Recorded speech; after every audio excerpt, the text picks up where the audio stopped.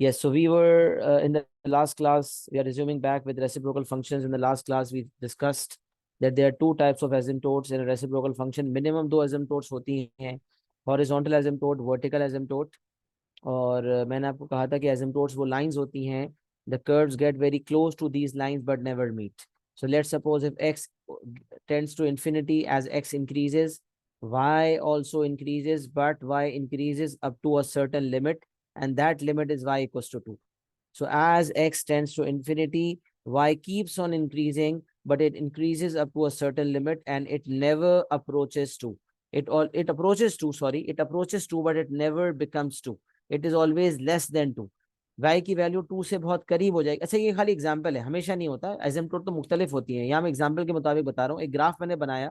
If y equals to 2 is the horizontal asymptote, then as x increases, y will also increase such that it will approach y equals to 2, but it will never become y equals to 2. ना y की value 2 हो सकती है, ना 2 से ऊपर जा सकती है, 2 से बहुत करीब हो सकती है. And similarly, if let's suppose if there is a vertical asymptote x equals to 1, then as a vertical asymptote x equals to 1, then as we can see that as y tends to negative infinity, जैसे जैसे y नीचे की तरफ जा रहा है, x बढ़ रहा है, लेकिन x बढ़ने की लिमिट है, y घटने की कोई लिमिट नहीं है. y is decreasing and decreasing, but x is only increasing till x equals to 1 because it is an asymptote. तो बताने का मकसद asymptotes वो lines हैं जहाँ curves जिनके बहुत करीब हो जाते हैं, the curves get very close to these lines but never meet. फिर हमने ये बात की थी कि horizontal asymptote जो है, every horizontal line is of the form y equals to k. Every vertical line is of the form x equals to k. This is what we already know from past knowledge, right? ये हम पहले से जानते हैं कि vertical line जो है वो x equals to k form में होती है और horizontal line y equals to k form में होती है. So there are two asymptotes normally when there is a linear function denominator, one horizontal and one vertical. अच्छा, अब हमने ये कहा था कि फोर, अच्छा मैंने ये भी बताया था, if we draw one vertical asymptote and one horizontal asymptote, then there are four quadrants. कि अगर कोई पेज आप लें, if there's a piece of paper and if you are going to draw one vertical line and you are going to draw one horizontal line, then there are going to be four quadrants, right? 1, 2, 3 and 4. There are going to be four quadrants all together. Similarly, अगर हम यहाँ पर देखें, अगर हमने एक line vertical बनाई x equals to 1, एक हॉरिजॉन्टल लाइन बनाई है y इक्वल्स टू 2, दो लाइंस हमने बनाई हैं, दो एसिम्प्टोट्स बनाई हैं, तो चार किस्म के, चार में से कोई दो बनेंगे. एक वर्टिकल एसिम्प्टोट के राइट पर बनेगा, एक वर्टिकल एसिम्प्टोट के लेफ्ट पर बनेगा. This is also I told you in the last class कि एक ग्राफ वर्टिकल एसिम्प्टोट के राइट पे बनता है, एक वर्टिकल के लेफ्ट पे बनता है. तो ये एक, ये दो, ये तीन, ये चार किस्म के शेप्स हो सकते हैं. चार में से कोई दो होते हैं, कोई दो नहीं. वर्टिकल के राइट पर दो हैं, इनमें से कोई एक होगा. वर्टिकल के लेफ्ट पर भी दो हैं, इनमें से भी कोई एक होगा. तो इसका मतलब इन दोनों की पॉसिबिलिटी हो सकती है, एक पॉसिबिलिटी. फिर दूसरी पॉसिबिलिटी इन दोनों की हो सकती है, तीसरी इन दोनों की हो सकती है, और चौथी इन दोनों की हो सकती है. तो ये फोर पॉसिबिलिटी हो सकती है जो मैंने आपको करके बता दी. एक राइट से लेना है, एक लेफ्ट से लेना है, तो पॉसिबिलिटी हो सकती है. सब सवाल ये पैदा होता है कि हमें कैसे पता चलेगा सर इनमें से कौन सी पॉसिबिलिटी है. तो हम वन बाय वन डिस्कस करते हैं. ओ लेवल्स की बेसिक वाली, फिर मैं जनरल फॉर्म वर्टिकल एसिम्प्टोट की डिस्कस करके आपके सामने और डिटेल्ड वर्जन रखूंगा. फिर हम रेंज निकालना भी सीखेंगे. तो अभी थोड़ा सा बेसिक गुफ्तगू कर रहा हूँ, बहुत गौर से समझने की कोशिश कीजिएगा. Right, all right. So let's talk about y equals to a upon x. As I have told you already that there are four kinds of, there are two quadrants in which the graphs will be made. The graph will not be continuous. Normally क्या होता है, quadratic curve continuous बनता है, कोई break नहीं आता. Cubic curve हो गया या कोई और curve हो गया, continuous बनता है. But reciprocal functions, because of asymptotes, because of vertical and horizontal asymptote, it is not made in continuous, it is not continuous graph. The graph will be made in two separate parts. दो मुख्तलिफ parts में graph हमारा sketch होगा. One sketch towards the right of the vertical asymptote and one towards the left. अब सवाल, over here हमें कैसे पता चलेगा कि हमारी asymptotes vertical asymptote या horizontal asymptote क्या है? What are the equations of vertical and horizontal asymptote? How will we know that? तो अभी हम बिल्कुल बेसिक बात करते हैं. If graph if is of the form y equals to a upon x, अच्छा, how will be know about vertical and horizontal asymptote, ये हम थोड़ी देर बाद डिस्कस करते हैं इंशाल्लाह। इक्वेशन देखकर हमें पता चल जाता है कि वर्टिकल एसिम्प्टोट का इक्वेशन क्या है और हॉरिजॉन्टल का क्या है। बट अभी सिर्फ बेसिक की बात करते हैं। If the graph is of the form y equals to a upon x और y equals to a upon x square and whether a is a positive constant or a negative constant, then the graph will have two asymptotes, one of which will be the x-axis और x axis का equation y equal to 0 होता है। ये हम बचपन से पढ़ रहे हैं, कोऑर्डिनेट ज्योमेट्री ने सिखाया। On x axis y is 0, on y axis x is 0। तो if one of the asymptotes is x axis, the equation of which is y equals to 0, क्योंकि x axis पे throughout x तो change होता है but y 0 होता है, and another asymptote is y axis, the equation of which is x equals to 0, क्योंकि throughout the y axis y changes but x remains same and that is x remains 0। तो दो asymptotes हो गई, एक हो गई y एक्सिस, एक हो गई x एक्सिस। अब आपको मैंने बताया था चार किस्म के चार क्वाड्रेंट्स होते हैं, 1 2 3 4। पर इन चार में से दो बनते हैं, इन चार में से भी नहीं बल्कि एक जो है, राइट की तरफ दो क्वाड्रेंट्स होते हैं, इनमें से कोई एक डिसाइड होता है, और लेफ्ट की तरफ भी दो क्वाड्रेंट्स होते हैं, इनमें से भी कोई एक डिसाइड होता है। तब मुझे राइट में से कैसे पता चले कि ऊपर ग्राफ बनेगा या नीचे बनेगा, लेफ्ट पे कैसे पता चलेगा it will be made over here at the top or will it be made at the bottom, मुझे कैसे पता चलेगा कि ऊपर बनेगा या नीचे बनेगा, I am not sure. So for that, I will have to input certain values of x in the given equation. मुझे given equation में कुछ values of x डालनी पड़ेंगी ये चेक करने के लिए कि कौन से quadrant में मेरा ग्राफ होगा। But again, that would depend upon the value of a as well. Y equals a upon x. Y and x are variables. X will change and so will y. But the shape of the graph will also depend upon the value of the constant a. अच्छा, value से ज्यादा ये depend करेगा कि ये positive है या negative है। मतलब एक होता है मैग्नीट्यूड ऑफ द वैल्यू, 2 है 3 है 4 है, बट है तो पॉजिटिव ना। तो पॉजिटिव में एनी वैल्यू 1 2 3 4 5 शेप एक जैसा होगा। नेगेटिव में -1 -2 -3 -4, नेगेटिव में कोई और वैल्यू भी, कोई भी वैल्यू हो जाए, नेगेटिव की जितनी वैल्यूज होंगी उसका शेप एक जैसा होगा। तो पॉजिटिव वैल्यू का डिफरेंट होगा, नेगेटिव का डिफरेंट होगा, तो ये थोड़ा समझाना है आपको। तो if we talk about the basic graph y equals to a upon x and the x axis and y axis are vertical asymptote, x axis is the horizontal asymptote and y axis is the vertical asymptote, then we need to identify कि graph कहाँ बनेगा। तो मैंने ये समझाना शुरू किया था और क्लास लास्ट टाइम एंड हो गई थी, यहीं से मैं कंटिन्यू करता हूँ अपनी बात को। तो if y equals to a upon x, अगर if y equals to a upon x and if the value of a is positive, if the constant a that is in the numerator is positive।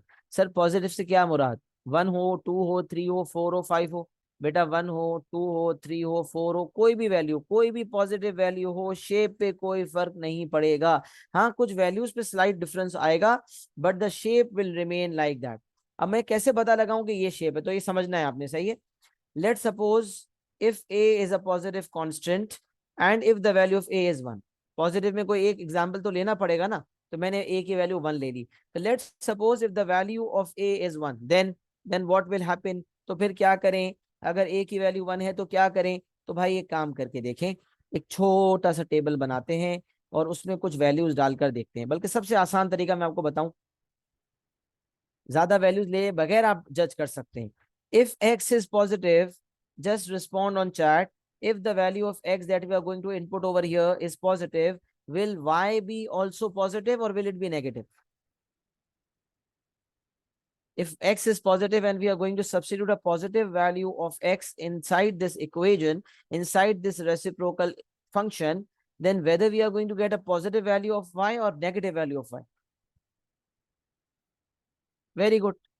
Common sense है, x positive pay y positive होगा। जबरदस्त, यही determine करना है, exact value से लेना देना नहीं है। व्हेन वी आर स्केचिंग, एक होता है ड्रॉइंग एन एक्यूरेट ग्राफ, जो हम graphs of functions O level IGCSE में पढ़ा करते थे ना, वहां पर over there we used to draw accurate graphs on graph paper. But right now we are not using a graph paper, we are not using a graph paper, nor will there be any grid given in the examination. We will have to use the working space to sketch. तो sketching का मतलब ये है कि आपने exact नहीं बनाना, आपको खाली अंदाजा पता लगाना है कि कौन से क्वाड्रेंट में लाई करेगा। तो आप देखें, अच्छा रेसिप्रोकल फंक्शन का मतलब बताया था कि variable is in the denominator, right. तो अब सोचें, when x increases y will decrease, and when x decreases y will increase। देखें, x2 था, x1 है, तो y1 हो गया, 1/1। if x is 2, y will be 1/2। if x is 3, y will be 1/3। तो एक पेड़ ये बन गया, when x increases y decreases, and similarly when x decreases y increases। So they are inversely proportional, reciprocal function, they are inversely proportional, one increases the other decreases। तो आप देख सकते हैं ये तो हर क्वाड्रेंट में हो रहा है, x इंक्रीज हो रहा है, y आपको डिक्रीज होता हुआ नजर आ रहा है। यहाँ पर अगर x इंक्रीज हो रहा है तो आपका हर जगह, अच्छा इस केस में बात करता हूं मैं, रेसिप्रोकल फंक्शन है तो एक वेरिएबल बढ़ेगा तो दूसरा कम होगा, सही है।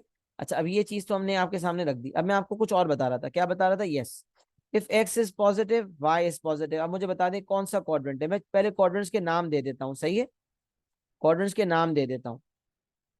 ये वाला क्वाड्रेंट जो होगा ना, ये फर्स्ट क्वाड्रेंट होता है, ये सेकंड क्वाड्रेंट होता है।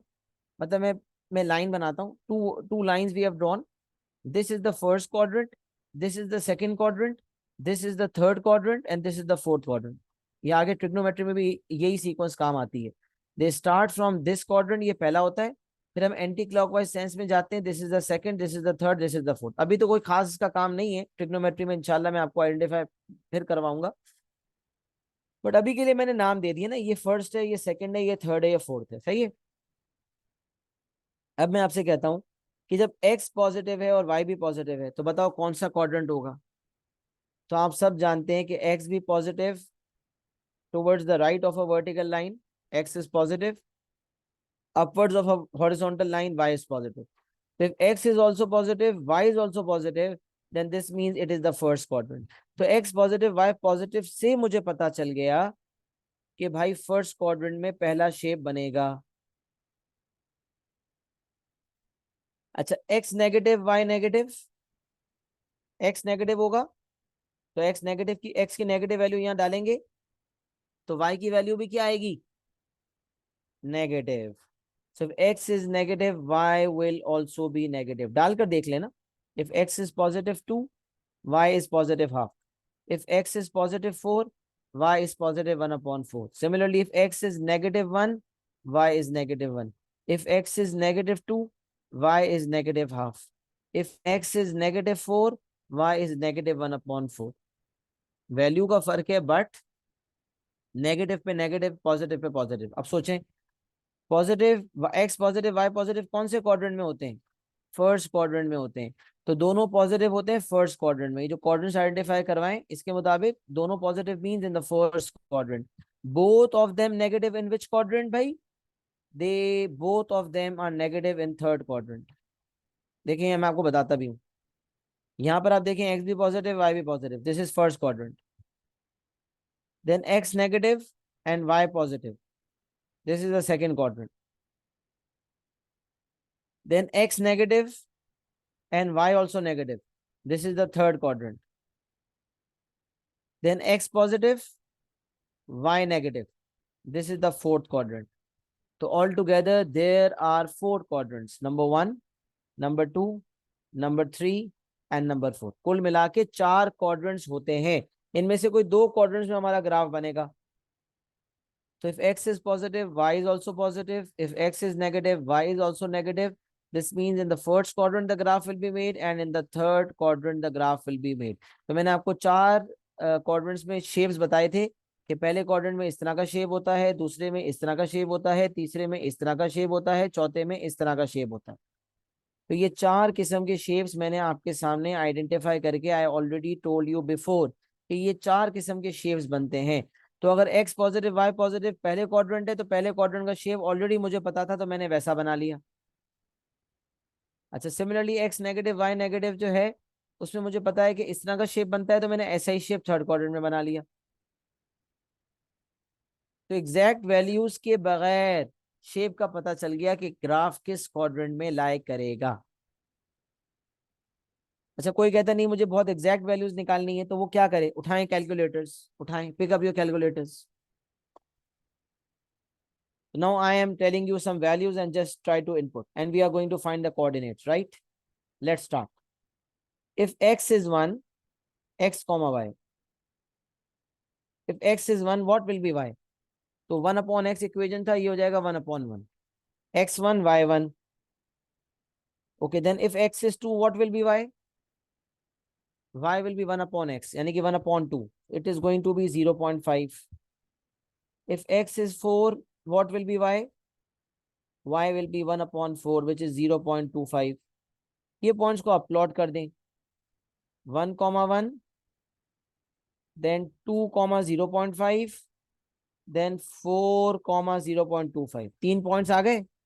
3 पॉइंट्स आपने मार्क किए, you will get to know what the shape of the curve is. आपको खुद शेप का अंदाजा हो जाएगा कि शेप कर्व का कैसा बनेगा। अभी मैं कुछ भी नहीं सिखा रहा, रेंज निकालना नहीं सिखा रहा। I am just teaching you how to identify the shape of the curve. In which two quadrants the reciprocal function, in which two quadrants does the curves lie? This is what we need to identify. किन quadrants में curve lie करेगा, ये identify करना real मकसद है। If x is positive, y is positive. If x is negative, y is negative. So it is basically first and third quadrants in which the graph will be made. अच्छा, अब यही equation है y equals to a over x, but now a is a negative constant. Now if a is a negative constant, it could be any constant.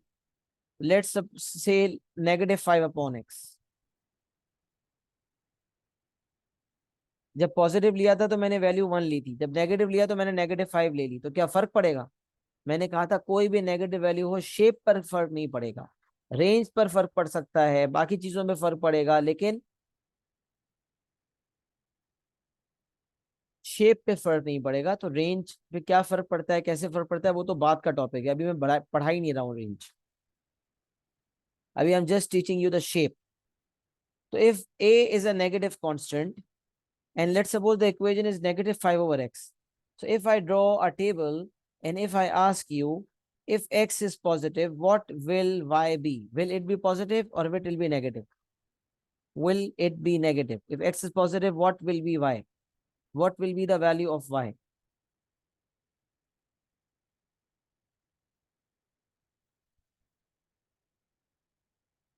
Very good. If x is positive, y is negative, and vice versa. This means if x is negative, y will be positive. सही है ना? Plus के साथ minus है, minus के साथ plus का combination. अब सोचें, x पॉजिटिव इज दिस वाली लाइन, राइट? x पॉजिटिव के साथ y नेगेटिव कौन से क्वाड्रेंट में होती है? y negative is over here, below the x-axis y is negative, and towards the right of y-axis x is positive. So if x is positive and if y is negative, then this means it is the fourth quadrant. So that is why we already know fourth quadrant में shape इस तरह से बनता है reciprocal का। इस तरह से बनेगा फर्स्ट में, सेकंड में होगा तो इस तरह से बनेगा, थर्ड में होगा तो इस तरह से बनेगा, फोर्थ में होगा तो इस तरह से बनेगा। We already know the shapes. तो अगर मुझे पता चल गया कि पॉजिटिव पे नेगेटिव का कॉम्बो है, तो पॉजिटिव पे negative combo means it is going to be the fourth quadrant. Similarly अगर नेगेटिव पे पॉजिटिव का कॉम्बो है, नेगेटिव एक्स पे पॉजिटिव वाई का कॉम्बिनेशन है, so it is going to be the second quadrant. तो I am writing positive negative पे the quadrant will be second, sorry, fourth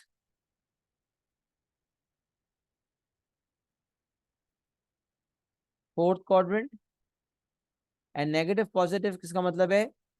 x negative y positive, so it is going to be the second quadrant. So I am writing over here second quadrant. तो x positive y negative fourth quadrant, x negative y positive second quadrant. Accordingly इन दो quadrants में हमारा graph बन गया। अब आप डाल के चेक करना चाहते हैं तो आप डाल के देखें। If x is -1, if x is -1 then -5 upon -1 is +5. तो -1 पे +5 बहुत हाई वैल्यू आ रही है. Then if you are going to input -2, तो -5 upon -2 is 2.5. तो -2 पे वैल्यू y की हाफ हो गई, +2.5 हो गई. तो -1,5 -2,2.5 ये दो कोऑर्डिनेट्स आ गए, इनको ज्वाइन कर लेंगे, शेप का अंदाजा हो जाएगा. तो like you can always do like that. X की कुछ वैल्यूज डालें, और ये मैं हमेशा बता रहा हूँ, no matter which graph you see, जब भी किसी मैं एक स्किल ट्रांसफर करना चाहता हूँ, सही है, कोई रट्टा नहीं लगाना, स्किल देनी है. स्किल क्या? जब भी आपको whenever you have to sketch or draw a graph, the best way is substitute few values of x inside the equation and see what the value of y is. अगर x डालने पे आपका y, x डालने पे आपका y की x डालने पे जो भी y की वैल्यू आ रही है उसको आपने प्लॉट कर दिया, ऐसे मुख्तलिफ x की वैल्यूज डाल के आपने मुख्तलिफ y निकाल लिए, you will get to know the shape of the curve. Simple thing, no matter what kind of a curve it is cubic, it is quadratic or any kind of curve. हाँ, थोड़ा अंदाजा shape का होना चाहिए. जैसे अगर reciprocal function कभी आपने देखा ही ना हो जिंदगी में, you never have seen a reciprocal function graph, you don't know how to draw a reciprocal function graph, फिर अचानक आपको डील करना पड़ जाए, then it is a problem. But now when you know that reciprocal function जो है वो दो quadrants में बनता है, towards right of a vertical asymptote and towards left of a vertical asymptote in two parts, in two separate parts. तो अब आपको अंदाजा हो गया कि उसमें asymptotes भी होती हैं, horizontal एक vertical. शेप का अंदाजा हो गया. Now if you want to specifically determine in which quadrant the curve lies, then you can substitute appropriate values of x. You can substitute few values of x inside the equation, and whatever the values of y will be, accordingly you are going to judge. देखिए मैंने बहुत कुछ बताया है, लेकिन क्योंकि चेहरे नजर नहीं आ रहे होते ना ऑनलाइन क्लास के अंदर, इसलिए थोड़ा सा कंफ्यूजन रहती है कि पता नहीं बच्चों को कितना समझ आया. थोड़ी सी एक्नॉलेजमेंट दे दें यार, यहाँ तक कि कितना समझ आया कितना नहीं आया. थोड़ी टेक्निकलिटी भी है, थोड़ा अभी हल्का सा ब्लरी भी होगा. Things will get clear. I am trying my best, but थोड़ा सा जो चीज थोड़ी सी टाइम लगाएगी ना, उसको टाइम देना पड़ेगा. जल्दी जल्दी में घुमाऊंगा तो शायद आपको ना समझ आए. तो बस मुझे थोड़ा एक्नॉलेजमेंट दे दें ताकि मैं आगे बढ़ूँ इंशाल्लाह. Are you people getting it? Is everything clear?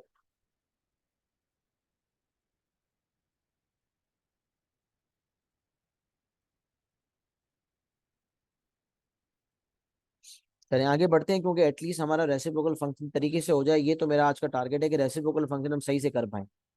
सही है. चलें एक्नॉलेजमेंट जल्दी जल्दी दिया करें, क्योंकि टाइम लगता है ना, फिर मजा नहीं आता. तो जल्दी जल्दी एक्नॉलेजमेंट दें. Is everyone clear? सबने एक्नॉलेजमेंट नहीं दी है असल में, इसलिए मैं कह रहा हूँ जल्दी से. शाबाश. Is everyone clear?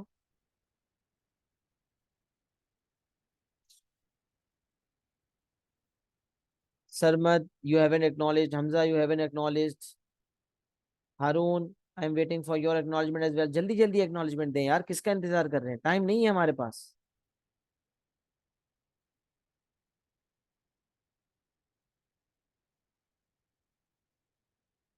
यस सफा. So, sir, the way the shape of the graph, right? Does it always stay like that, or does it go like does it have a different shape, or does the reciprocal always look like that? Reciprocal functions graphs look like that. If there are two asymptotes only, then the shape will be like that only. If there are more than two asymptotes, like at times there are two vertical asymptote and one horizontal, if the denominator is a quadratic function, in that case two parts will look like this only, the third part will be different. So that is something that is very rare. So if we are going to see identify, I'll teach that later. As of now, focus on this aspect only, and the graphs will always look like this. Gee, Jazakallah. Okay, वैयाकुम. Okay, moving forward. चले third वाले पे आ जाते हैं. अच्छा, first and second में we saw that the variable in the denominator was x, right? There was x in the denominator. In the third and fourth, we are seeing there is x square in the denominator, not x square. इससे क्या फर्क पड़ता है जरा सोचिएगा. So if I'm going to ask you, okay, if y equals to a over x square and a is positive, so let's take one of the values of a, 2 upon x square. Any value of a can be taken, right? 2 upon x square.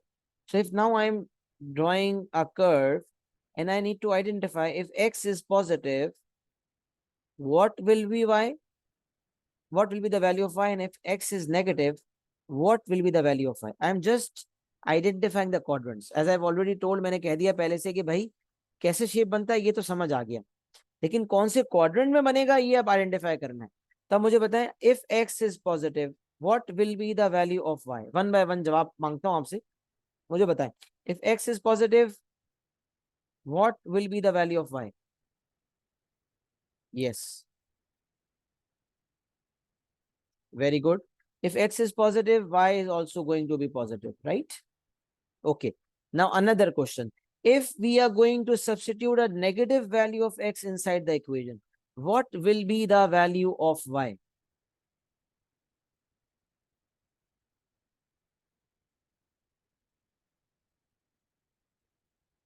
Very good, यही सवाल मुझे जवाब चाहिए था. Negative पर भी positive आएगा. जबरदस्त. वजह, there is a x square. whenever there is an even power, and if you are going to substitute a negative value inside, because of the even power it will always turn out to be positive. So whether we substitute a positive value or a negative value of x, the y is always going to be positive. So x positive means towards the right of the vertical asymptote. When x is positive, y is also positive, so it is the first quadrant. And if x is negative, y is positive, then it is the second quadrant.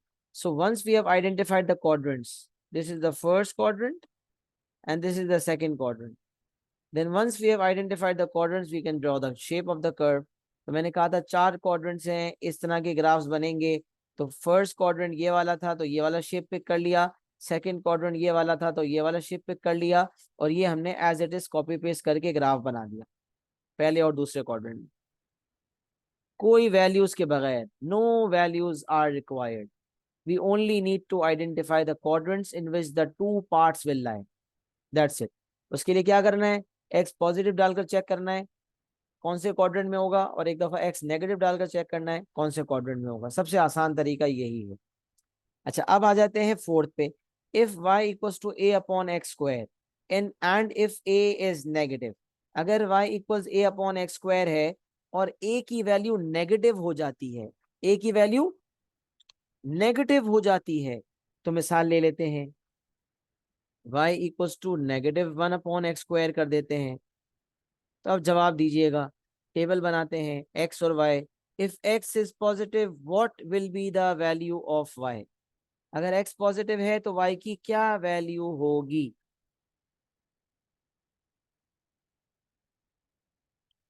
Very good. इसी तरह जल्दी जवाब दिया करें, शाबाश. x positive है तो y negative होगा.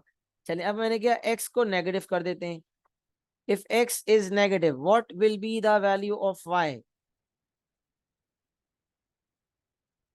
Very good, perfect. Thank you students for very prompt response. जबरदस्त, थैंक यू. इसी तरह एक्टिव रहें.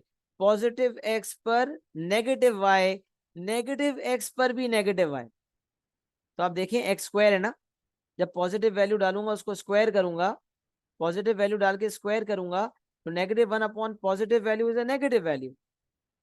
और अगर नेगेटिव वैल्यू डाल के उसको स्क्वायर करूंगा तो denominator again will become positive and -1 upon positive value will again be negative. तो क्वाड्रेंट्स देख लें. अगर x पॉजिटिव है तो y नेगेटिव होगा, तो कौन सा क्वाड्रेंट हो गया, फोर्थ. तो यहां मैंने नोट कर लिया कि x पॉजिटिव y नेगेटिव का मतलब है fourth quadrant. Oh, and if the x is negative, y will also be negative. So it is the third quadrant. तो यहां मैं लिख देता हूं थर्ड क्वाड्रेंट.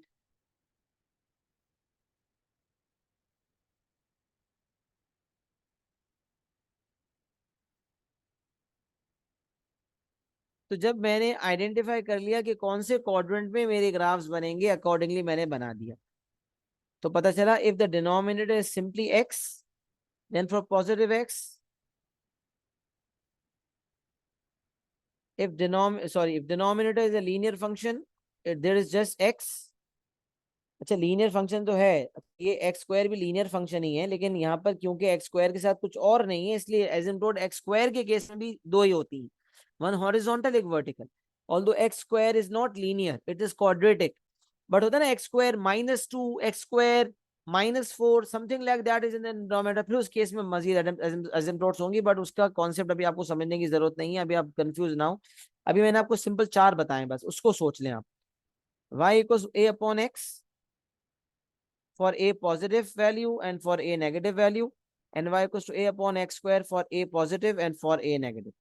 So अगर a upon x है और a positive है, तो first and third, if a upon x and a is negative, so second and fourth, if a upon x square है and a is positive, so first and second, and if a upon x square है, y equals a upon x square है and a is negative, so third and fourth। कैसे, वो मैंने आपको पूरा proper detail में समझा दिया। सही है, यहां तक आपको रेसिप्रोकल फंक्शन क्या होता है, एसिम्प्टोट्स क्या होती हैं, और ए अपॉन एक्स स्क्वायर के अंदर पॉजिटिव और नेगेटिव वैल्यूज ऑफ ए पर क्या शेप बनेगा, क्या हमें ये समझ आ गया है? एक्नॉलेज कर देंगे तो मैं आगे बढ़ता हूँ इंशाल्लाह।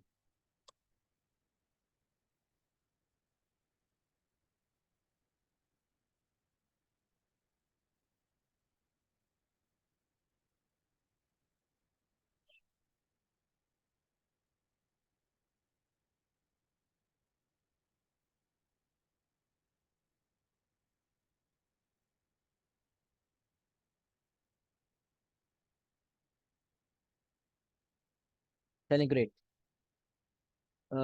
if you have not added something, you can take a screenshot and you can add it later. I am moving forward.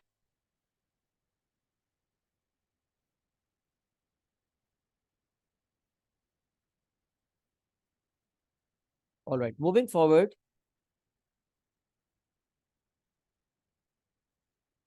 General form fx is equals to 1 upon x minus a plus b। अच्छा, अभी जो हम reciprocal function पढ़ रहे थे उसमें कुछ plus minus नहीं हो रहा था, ना डिनोमिनेटर में कुछ प्लस माइनस हो रहा था, और ना ओवरऑल जो फ्रैक्शन था उसके बाद कुछ प्लस माइनस हो रहा था। तो अब जनरल फॉर्म जो नॉर्मली हमें नजर आते हैं रेसिप्रोकल फंक्शन, उसकी जनरल फॉर्म एक दफा देख लेते हैं,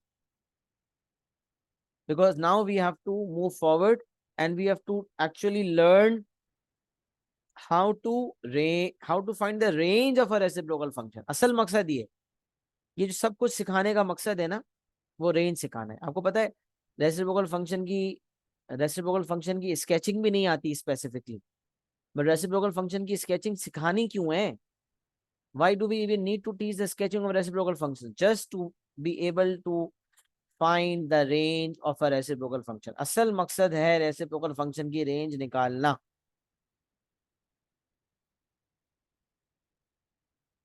तो पहले मैं आपके सामने थोड़ा सिनेरियो रखूंगा, फिर कुछ एग्जांपल्स होंगे उसमें, फिर एक पास्ट पेपर में जो मार्च 2018 में सवाल आया था, मार्च 2018 में आया था शायद, यस, तो वो भी मैं आपके सामने रखूंगा, और आगे पास्ट पेपर्स होंगे उसमें भी वो सवाल आपको नजर आएगा, बट उसका कुछ पार्ट, कुछ हिस्सा रेंज के हवाले से वो मैंने एक्सप्लेनेशन में भी डाला हुआ है, because that was one of the best questions, and students really got stuck at that time when, जब पहली दफा आया था। बट अब तो उसको बहुत साल हो गए, तो मैं उसको रेगुलर सिखाता हूँ, because that was very good, that was a very good question. अच्छा, आप देखें जनरल फॉर्म क्या है, इसको समझ लें। जनरल फॉर्म है f x is equal to 1 upon x minus a plus b. We all know कि y की जगह पे एफ एक्स लिखा जाता है। F x is basically y। If you are going to write y equals to 1 upon x minus a plus b, तो भी सही है, कोई मसला नहीं है, बट हमें पता है कि हम y की जगह y नहीं लिखते, बल्कि y की जगह हम फंक्शन का नाम लिखते हैं। तो f x is equal to 1 upon x minus a plus b. अच्छा, अब नोट पढ़ लें जरा। Whenever we have to find the range of a reciprocal function, it is better to sketch a graph in order to visualize and give the correct range. इस note को पढ़ के भी पता चला कि स्केचिंग करने की इतनी ही औकात है कि वो मुझे रेंज निकालने में मदद देता है। Sketching of a reciprocal function is not specifically mentioned in your Cambridge P1 syllabus, but range of a reciprocal function is expected, and we have seen certain questions in past papers as well regarding the range of reciprocal functions. So if we have to find the range of a reciprocal function, unless and until we have been able to visualize the graph of that function, it will get really difficult for us to find the range of that. तो इसीलिए पहले हमें समझना है कि sketch कैसे करेंगे, asymptotes क्या होंगी। एसिम्प्टोट्स समझना सबसे ज्यादा इंपॉर्टेंट है। अब जरा सोचिएगा, राइट। एसिम्प्टोट्स वो लाइन होती हैं, आसान बता दूं, एक्स की वो वैल्यू जिसको डालने पर मैथ एरर आ जाए। जैसे लेट सपोज, मिसाल देता हूं, एक्स इक्वल टू 0 डालें भाई, सब्स्टिट्यूट एक्स इक्वल टू 0 यहां डालें and try to find it out on your calculator. 1 divided by 0. Just do it. You will get a math error. You know why? Because in mathematics, the denominator can never be 0. So when we are going to substitute x equals to 0, we are getting a math error. This means इस particular graph की existence x 0 पे हो ही नहीं सकती। मतलब x 0 पे y की कोई वैल्यू आ ही नहीं सकती। इसका मतलब ये ग्राफ कभी x इक्वल टू 0 को मिल ही नहीं सकता। इसीलिए x इक्वल टू 0 जो कि वर्टिकल एसिम्प्टोट है, इसीलिए x इक्वल टू 0 जिस पे कर्व कभी नहीं मिल सकता, उसे हम वर्टिकल एसिम्प्टोट कह रहे हैं। सर x 0 नहीं हो सकता, y तो 0 करके देखें। चले भाई y 0 करके देखें। अगर मैं y 0 कर देता हूं और क्रॉस मल्टीप्लाई करता हूं, तो यहां से x इक्वल टू 1/0 हो जाएगा। अगेन वही सिनेरियो पे आके खड़े हो गए, तो पता चला y भी 0 नहीं हो सकता। y 0 डाल रहे तो फिर मैथ एरर आ रहा है। यूजुअली क्या होता है, when we are substituting x we get y, when we substitute y we get x, but over here if we substitute x 0 we get a math error, if we substitute y 0 we get a math error. तो हर वो value जिसको डालने पर math error आ जाए कि x डालने पर y ना आ सके और y डालने पर x ना आ सके, इसका मतलब वो x और y की वैल्यूज एसिम्प्टोट वाली इक्वेशंस होंगी। यही वो x की वैल्यूज होंगी जिन पर एसिम्प्टोट्स बनेंगी। तो आसान हो गया, x और y की वो वैल्यूज जिन पर x की वो वैल्यूज जिन पे y ना आ सके, x की उन वैल्यूज पे वर्टिकल एसिम्प्टोट बनती है, और y की वो वैल्यूज जिन पे x ना आ सके, y की उन वैल्यूज पर हॉरिजॉन्टल एसिम्प्टोट बनती है। और ये चारों एग्जांपल्स वो थे जिसमें ना x 0 हो सकता था ना y 0, इसीलिए x equal to 0 vertical asymptote थी और y equal to 0 horizontal. But अब जो मैं पढ़ाने जा रहा हूँ उसमें ऐसा नहीं है, उसमें इक्वेशंस बदलेंगे। हमेशा x equal to 0 y equal to 0 नहीं होंगे। सवाल, but if x can't be 0 then y also can't because they at the same point. जी बिल्कुल ऐसा ही है, ये तो मैंने बता दिया। सही है ना सफा, आपका सवाल आपने पहले पूछा था, जवाब मैंने शायद बाद में दे दिया इसका। सवाल मैंने अब आपका पढ़ा है। I guess it's clear, right? If it's clear then acknowledge कर दी। Okay, got it, great. चले, जनरल फॉर्म। तो f x is equal to 1/x-a+b। अब मुझे बताएं, लेट सपोज 1/x-2 है, तो x की कौन सी वैल्यू है जो डिनोमिनेटर को 0 कर देगी? जिस x की वैल्यू पे डिनोमिनेटर 0 हो जाएगा उसमें फंक्शन अनडिफाइंड हो जाएगा। And if the function becomes undefined then there will be a math error, and that particular value of x will be a value where vertical asymptote will be made. So if x minus 2 is the function, जैसे यहाँ पर है, which value of x will make the denominator 0? I want participation. If denominator is x minus 2, which value of x will make the denominator 0?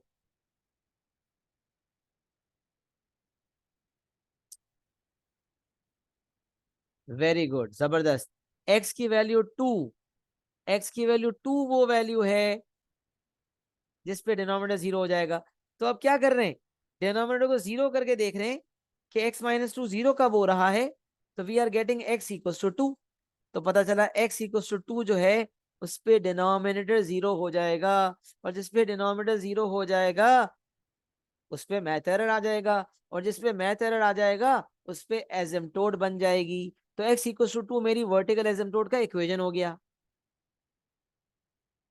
तो पता चला कि vertical asymptote का equation निकालने के लिए डिनोमिनेटर को मैं इक्वेट टू 0 करता हूं। पहले वर्टिकल की बात कर लेते हैं। As x minus a can never be equal to 0, x minus a जो डिनोमिनेटर है वो 0 नहीं हो सकता, इसका मतलब x कभी a नहीं हो सकता। x minus a can never be equal to 0. Why? Because in maths, in mathematics, denominators can never be equal to 0. So as x minus a can never be equal to 0, x can never be equal to a. और x जो value नहीं ले सकता वही तो vertical asymptote का equation होगी।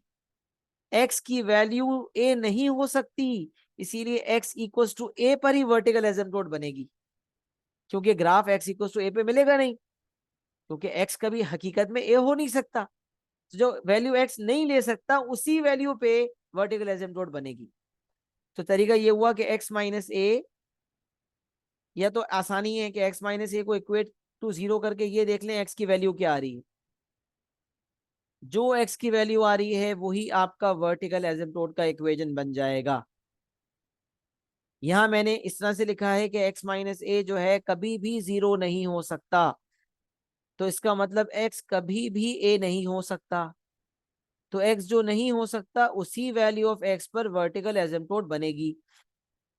So now we have identified, to find the equation of the vertical asymptote, we have to equate the denominator to 0, and the value of x that we are going to get will be the equation of our vertical asymptote. क्योंकि vertical asymptote हमेशा x equal to के form में होती है, ये मैंने ऊपर बताया था। वर्टिकल एसिम्प्टोट हमेशा x इक्वल टू के फॉर्म में होती है, तो ये x इक्वल टू के फॉर्म में k की वैल्यू क्या होगी, तो ये डिनोमिनेटर की बेसिस पर आएगी। x की वो वैल्यू जो डिनोमिनेटर को 0 कर देगी वही मेरी k की वैल्यू होगी, जो मैंने ऊपर x इक्वल टू k लिखा था। तो डिनोमिनेटर इक्वल टू 0 करके x की वैल्यू निकाल लें, उससे वर्टिकल एसिम्प्टोट की इक्वेशन आ जाएगी। तो वर्टिकल एसिम्प्टोट की इक्वेशन कैसे निकालनी है, क्लियर हो गया? स्टेप बाय स्टेप चल रहा हूं ना, ताकि मैं स्टेप बाय स्टेप एक्नॉलेजमेंट लेता रहूं।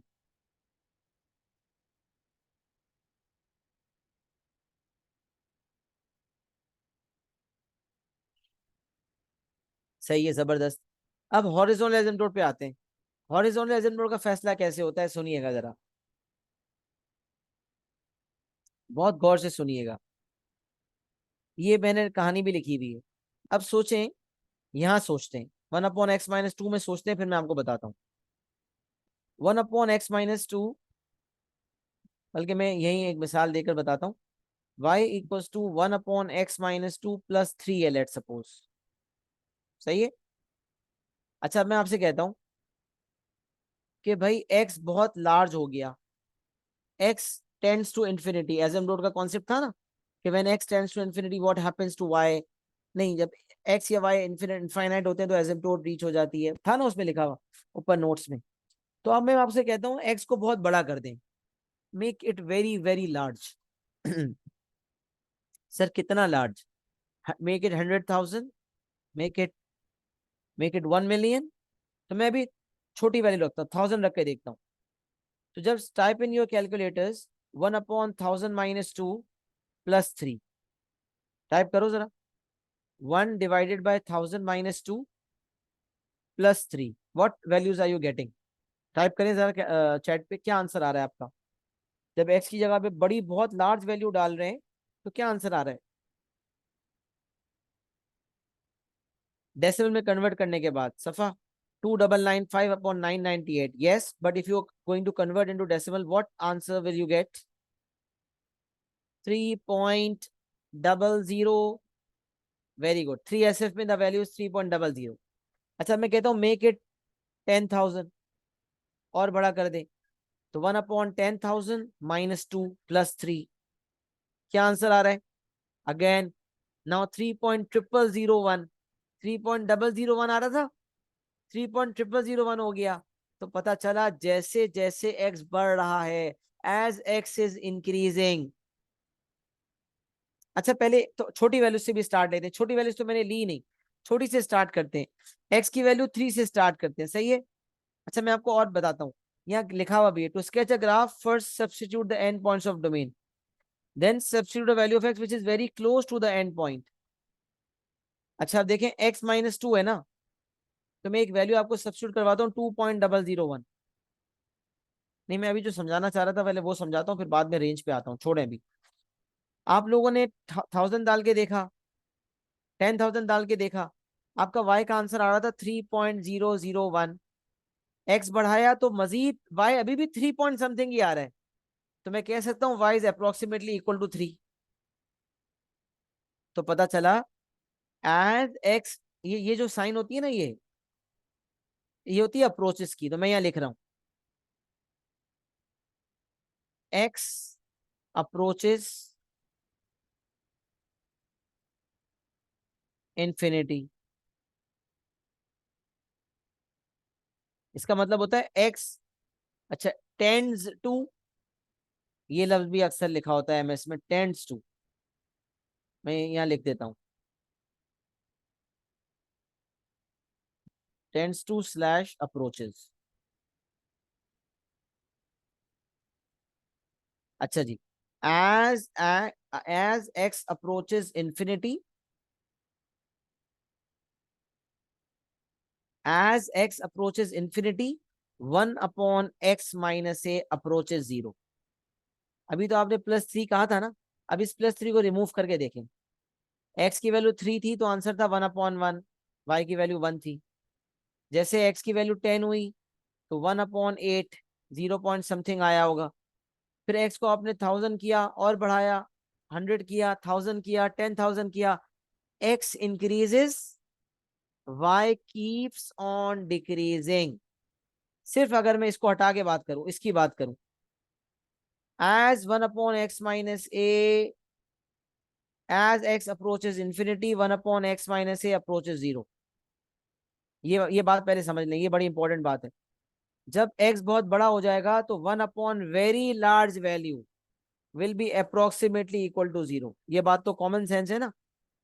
If the denominator of a fraction gets very very large, 1/1000, 1/10,000, 1/1, 0.1, 0.00000, बहुत सारे जीरो लगा दे तो वैल्यू आ जाएगी 0.0000000 something,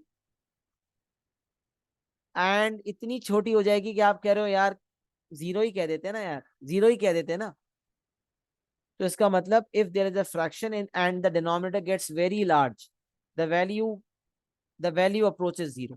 So this is what is written, as x approaches infinity 1/x - a, this part, function का ये वाला पार्ट, this approaches 0। अब सोचें जब ये पूरी चीज 0 हो गई तो y था ना fx, तो y का आंसर क्या हो गया, y का आंसर हो गया b। y का आंसर क्या हो गया b। सोच लें थोड़ी देर के लिए कि x बहुत बड़ा होने पे ये पूरा 0 हो गया, तो y का आंसर क्या आ जाएगा, y का आंसर आ जाएगा b। तो x बहुत बड़ा होने पे डिनोमिनेटर बहुत बड़ा हो जाएगा, और very big denominator will approximately equal to 0 and y will approximately be equal to b। लेकिन अप्रोक्सीमेटली का लफ्ज मैं क्यों यूज कर रहा हूं, क्योंकि एग्जैक्टली इक्वल कभी भी नहीं हो सकता। No matter how much x increases, when x approaches infinity x becomes very very large, 1/x - a will become very close to 0 but it will never become 0। बहुत करीब हो जाएगा 0 से बट कभी 0 नहीं होगा। हाँ ये हो सकता है कैलकुलेटर की औकात खत्म हो जाए, कैलकुलेटर बोल दे हाथ जोड़ के माफी मांगता हूं, मजीद मत निकालो। कैलकुलेटर में डाले जरा 1/1 0 0 0 0 0 0 0 0 बहुत सारे जीरो डाल के इक्वल टू दबाएं। मैंने जितने जीरो डाले उसके बाद मेरा आंसर आ रहा है 1 × 10⁻⁻15। अब अगर इसको मैं एरो से कन्वर्ट करूंगा तो वो भी एक हद तक मुझे करके बताएगा। हाँ 0.0000001, बहुत छोटी वैल्यू हो गई। तो इसका मतलब x बढ़ाते जाएंगे, 1/x - a की वैल्यू छोटी होती चली जाएगी, बट छोटे होने की भी लिमिट है। 0 इज द मिनिमम लिमिट, लेकिन 0 भी कभी नहीं हो सकता।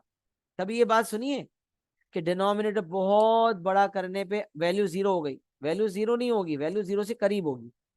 तो अब सोचिए, जब 1/x - a कभी 0 नहीं हो सकता, तो क्या y की वैल्यू कभी b हो सकती है? अगर ये x बड़ा होने पे 1/x - a 0 हो जाता, तो y की वैल्यू 0 प्लस b होने की वजह से y की वैल्यू b हो जाती। लेकिन क्योंकि 1/x - a कभी जिंदगी में 0 नहीं हो सकता, बहुत ज्यादा जीरोस डालेंगे ना कैलकुलेटर पे, तो कैलकुलेटर 0 दिखा भी दे शायद, वो इसलिए कि calculator has certain capacity. When its capacity is reached, when it reaches its maximum capacity, it will give you an answer of 0. This doesn't mean that the real value of the real value is 0. The calculator is just assuming it to be 0 because it has become so negligible that it has to be assumed that it has become 0. But practically, it will never become 0. It will just be very close to 0. This means y will never be equal to b. It will always be very close to b. और y जिस value से बहुत करीब हो जाए, वही तो y की वैल्यू एसिम्प्टोट का इक्वेशन होती है। तो इसीलिए y equals to b will be the equation of my horizontal asymptote. तो x की वो वैल्यू जिस पे डिनोमिनेटर 0 हो जाए, वहां से वर्टिकल एसिम्प्टोट का इक्वेशन पता चल जाता है। और अगर ये x इन्वॉल्व करने वाला फ्रैक्शन ये अप्रोच कर जाता है 0 से, तो y will approach this value b. So y equals to b will be the equation of my horizontal asymptote. पता चला, जो चीज प्लस या माइनस हो रही होती है, y equals to that value will give me the equation of horizontal asymptote. वजह क्या बताई? x अगर अप्रोच कर जाती है इंफिनिटी तक, तो 1/x - a will not become 0. मैंने equals to 0 नहीं लिखा, I have used this arrow. ये जो एरो है, ये जो एरो है, इस एरो का मतलब होता है टेंड्स टू या अप्रोचेस। तो 1/x - a tends towards 0, 1/x - a approaches 0, it will never become 0, it will just approach 0. Now if this part approaches 0, the y will approach b, so that is why y approaches b, but it will never be equal to b. That is why y equals to b is the equation of horizontal asymptote. Vertical asymptote x equals a, horizontal asymptote y equals to b। ये दो asymptotes आ गई, और इन्हीं दो asymptotes की basis पर sketch बनेगा। कैसे? एक दफा मुझे एसिम्प्टोट का फैसला हो गया, तो फिर 4 कोऑर्डिनेट्स होते हैं, 1, 2, 3 और 4। उनकी बेसिस पर हम जो है वो रेंज निकालेंगे। अब किसी का कोई सवाल है तो पूछ ले, और अगर क्लियर हो गया तो एक्नॉलेज कर दें।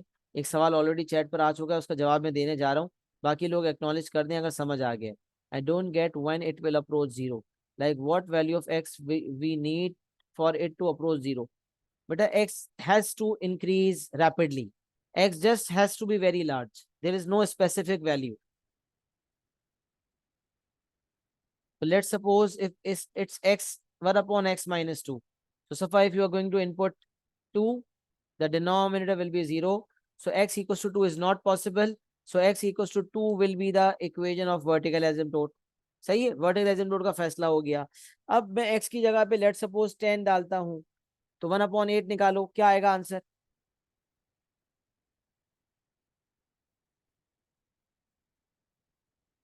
0.125। सही है, माइक पे आ जाओ सफा, माइक खोल लो and keep on telling me the values. If x is 10, I'm writing and you will calculate. If x is 10, what will be the value of y? Sorry, what will be the value of fraction? 1/10 minus 2, 1/8. What will be the value? 0.125. 0.125. All right. Now I'm increasing x. Let's make x 100. 1/100 minus 2. What will be the value of y? Sorry, what will be the value of this fraction? 0.0102. So you are seeing, as x is increasing, the denominator is increasing and the overall value is Oh, decreasing. oh, it's approaching zero, but it won't equal to zero ever. Yes. So when Okay. x becomes very large, 1,000, 10,000, the denominator will become very large. The denominator becomes very large, the overall fraction value becomes very small. So small that it will approach zero, but it will never become zero. It will always be greater than zero. So when 1 upon x minus a approaches 0, y will approach b. But y will never be equal to b. जैसे 1 upon x minus a कभी 0 नहीं हो सकता, वैसे y कभी b नहीं हो सकता. तो 1 upon x minus a 0 के करीब पहुंचेगा, तो y भी b के करीब पहुंच जाएगा. तो curve y equals to b के करीब पहुंच जाएगा, तभी तो y equals to b asymptote है, क्योंकि y इक्वल्स टू बी मुमकिन नहीं है, बट curve y equals to b के बहुत करीब पहुंच जाएगा. तो horizontal asymptote y equals to b है, vertical asymptote x equals to a है. तो x की वो वैल्यू जिसपे डिनोमिनेटर 0 हो जाए, वो वर्टिकल एसिम्प्टोट का इक्वेशन है. और x को बहुत लार्ज करके देखा जाए, तो जो चीज एंड में प्लस या माइनस हो रही होती है, वो y की वैल्यू वो वाली वैल्यू होती है जिसपे हॉरिजॉन्टल एसिम्प्टोट बनती है, क्योंकि वो वैल्यू कभी अप्रोच ही नहीं हो सकती, क्योंकि ये फ्रैक्शन कभी 0 नहीं हो सकता, लिहाजा y कभी b नहीं हो सकता. सही है. अच्छा चलिए, थोड़ा सा मैं समझाने में शायद कामयाब हो गया हूं, क्योंकि क्लैरिटी तो आई है, लेकिन एक्नॉलेजमेंट सबने नहीं दिया. तो जिसने नहीं दिया प्लीज एक्नॉलेजमेंट दे दें, ताकि मुझे पता चल जाए कि जो मैंने कोशिश की है, मेहनत की है, वो आपको पहुंची है यार. जब मैं कॉलेज में या स्कूल में क्लास लेता हूँ ना, तो चेहरा देखकर पता चल जाता है, चेहरा देखकर. अब यहाँ कैमरा हम इसलिए नहीं खुलवाते कि मैं कैमरा खुलवाऊंगा तो सबके चेहरे देखूंगा, या मैं स्क्रीन देखूंगा, चैट देखूंगा. There are so many things involve ना. ऑनलाइन क्लास लेना is more tough than a physical class. ये जो ऑनलाइन क्लास ले रहा होता है ना, उसको ही पता है how challenge it is, specially a teacher like me, जिसको इत्मीनान ही नहीं मिलता कि मेरे बच्चों को पता नहीं समझ आया या नहीं आया. वो फिर बेचैन ही रहता है. तो मैं अपना बेस्ट देने के बाद आपसे एक्नॉलेजमेंट मांगता हूँ भाई. सही है. फिजिकल क्लास में मुझे इतने रिपीटेशन की जरूरत नहीं पड़ती, 1 से 2 दफा पढ़ाता हूँ बस, और बच्चों के चेहरे मुझे बता देते हैं कि उनको समझ आया या नहीं आया, और मैं खुद आगे बढ़ जाता हूँ. And class is very goes very smooth. But जाहिर सी बात है, ऑनलाइन में थोड़ा सा ये चैलेंज रहता है, एक्सप्रेशन नहीं सामने आ रहे होते. अच्छा, तो हम बात ये कर रहे थे, tips to sketch the graph of a reciprocal function. Number one, to sketch the graph, first substitute the end points of domain. अब आ जाते हैं रेंज के ऊपर. सही है. रेंज के लिए हमें स्केच बनाना है. वैसे स्केच बनाना अलग से नहीं आता कि स्केच करो, हमें रेंज निकालने का कहा जाता है. और रेंज निकालने के लिए हम अपनी मदद के लिए स्केच बनाते हैं, so that we are able to visualize. असल चीज विजुअलाइजेशन. क्वाड्रेटिक फंक्शन की रेंज के लिए भी मैंने आपको कहा था विजुअलाइज करें. Linear is the most easiest, उसमें मसला नहीं होता, लेकिन बाकी सब में विजुअलाइज करना ही बेहतर होता. So when we have to find the range of a reciprocal function, it is better to sketch a graph in order to visualize and give the correct range. अच्छा, अब आ जाते हैं tips to sketch the graph of a reciprocal function. Sketch करना है, तो tip number 1, to sketch the graph first substitute the end points of domain. Whenever you have to find the range, the domain will always be given, and after looking at the domain, you have to identify the endpoints and you have to substitute in the given function. यही steps linear function की range के लिए भी थे, यही step quadratic function की range के लिए भी थे, और यही स्टेप रेसिप्रोकल फंक्शन की रेंज के लिए भी है. To sketch the graph first substitute the end points of domain. Domain के एंड पॉइंट्स को आपने फंक्शन के अंदर सब्स्टिट्यूट करना है. तो यहां अगर मैं बात करूं, example number 1, x is greater than 2, तो 2 इज द एंड पॉइंट. हालांकि 2 इंक्लूसिव नहीं है, लेकिन मैंने आपको ये बताया था ना कि अगर x ग्रेटर देन 2 है, तो 2 के बाद कौन सी वैल्यू लेंगे. 2 के बाद तो आपको पता ही नहीं क्या आता है. एक बोलेगा 2.1 आता है, एक बोलेगा 3 आता है, एक बोलेगा 2.0001 आता है. तो फिर क्या डालेंगे, तो फिर आसानी के लिए 2 ही डालेंगे. अच्छा, अब मैं बहुत कुछ बताने वाला हूँ तो सुनिएगा। ये थोड़ा सा ना रेसिप्रोकल फंक्शन अलग, ये फंक्शंस ऑल ओवर बहुत सिखाने वाला एरिया है, मतलब fully conceptual, one of the best topics of P1। जो बेस्ट है ना उसको आप समझ जाए मैं बेस्ट किसको कहता हूँ, सही है। तो हमेशा बेस्ट बेस्ट ही कहना चाहिए, क्योंकि इंटरेस्टिंग एरिया है ना, जितनी टेक्निकलिटी होती है उतना आई लाइक इट, राइट, उसको पढ़ाना उतना चैलेंज और मजेदार होता है। तो sketch the graph, first substitute the end points of domain, domain के एंड पॉइंट्स को डालना है पहला step. Then substitute a value of x which is very close to the end point, फिर एक वैल्यू डालें जो एंड पॉइंट से बहुत करीब हो, बहुत करीब हो। जैसे अगर डोमेन एग्जांपल भी दिया हुआ है, if x is greater than zero then which value is very close to zero, तो जीरो से करीब नहीं है वन, ना 0.1 करीब है, मैंने तो बहुत करीब कह लिया 0.01, 0.1 भी कह सकते थे, 0.001 भी कह सकते थे, लेकिन मैंने मिसाल ले ली। एक्स ग्रेटर देन जीरो का मतलब x x greater than zero है, तो एक्स ग्रेटर देन जीरो का मतलब जीरो से बड़ी वैल्यू जो जीरो से करीब हो, तो दैट इज 0.01 मिसाल के तौर पे। Then substitute a value of x which is far away from the end point, सबसे पहले एंड पॉइंट डालें, फिर एंड पॉइंट से करीब वैल्यू लें, फिर एंड पॉइंट से बहुत दूर वैल्यू लें, बहुत दूर। जैसे अगर एक्स ग्रेटर देन जीरो है तो एंड पॉइंट आपका जीरो हो गया, जीरो से बहुत दूर वैल्यू 1000 हो जाएगी, तो मैंने कहा एक्स इक्वल तो 1000 ले लें। तो यहाँ तीन किस्म की वैल्यूज कही गई, एंड पॉइंट डालो, एंड पॉइंट से करीब वैल्यू डालो, एंड पॉइंट से बहुत दूर वैल्यू डालो, एंड पॉइंट डालो, एंड पॉइंट से बहुत करीब वैल्यू सब्स्टिट्यूट करके देखो, एंड पॉइंट से बहुत दूर वाली वैल्यू सब्स्टिट्यूट करके देखो। सर ये तीन वैल्यूज डालने के बाद मुझे अंदाजा हो गया कि शेप कैसा बनेगा, तो भाई बस ये तीन स्टेप्स काफी हैं, इसकी बेसिस पर शेप का अंदाजा हो जाता है। लेकिन कुछ बच्चा कहने लगा, कोई कहने लगा नहीं सर इन तीन वैल्यूज के बेसिस पर मुझे क्या पता कैसे स्केच होगा, तो चंदा और वैल्यूज ले लें, टेक सम मोर वैल्यूज, किसने रोका है, आपके हाथ अल्लाह ने दिए, कैलकुलेटर आपको अल्लाह ने दिया, इस्तेमाल करें ना।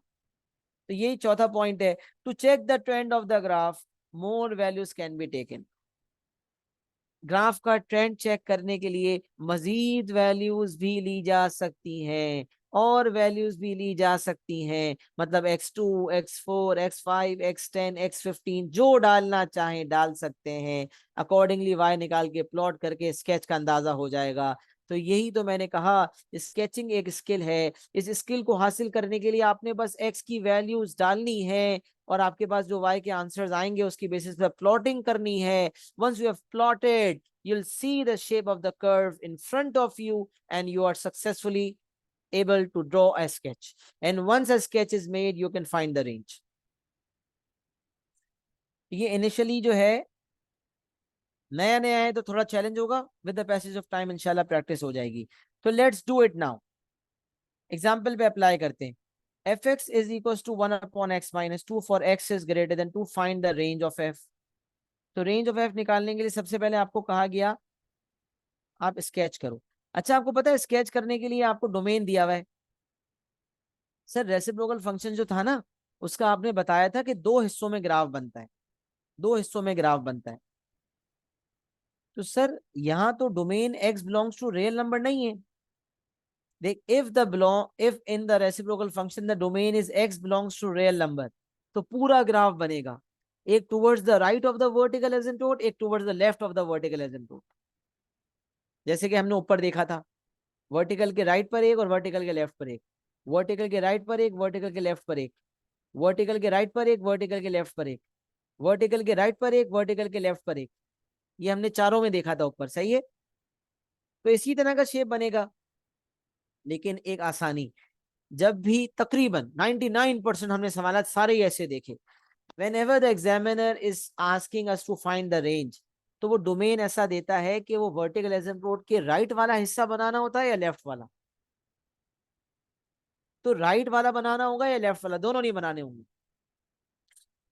क्योंकि ये भी बड़ी कॉन्सेप्चुअल बात है। अभी मैं आपसे पूछूं, चले मैं आपसे पूछूं, ये ग्राफ्स पे बात करते हैं। डोमेन एक्स की वैल्यूज होती हैं, सही है, डोमेन एक्स की वैल्यूज होती हैं। कोई मुझे कहे x belongs to real number, तो मैं कहूंगा domain x belongs to real number तो है, but x can never be equal to zero, ये भी लिखना पड़ेगा। तो मुझे पूछे इसका डोमेन क्या है, तो domain let suppose x belongs to real number है, x can take any real number except zero. क्यों x जीरो नहीं हो सकता? क्योंकि वर्टिकल एसिम्प्टोट रुकावट है। अगर x जीरो हो सकता तो फिर कंटिन्यूटी में ग्राफ बनता। तो अगर मैं कहूं x belongs to real number but x is not equal to zero, तो बताएं रेंज क्या होगी? एक्स डोमेन की वैल्यू, डोमेन एक्स की वैल्यूज को कहा जाता है, रेंज वाई की वैल्यूज को कहा जाता है। तो मैं इस वाले ग्राफ में आपसे पूछूं रेंज क्या है, कोई बता सकता है रेंज क्या होगी इसकी?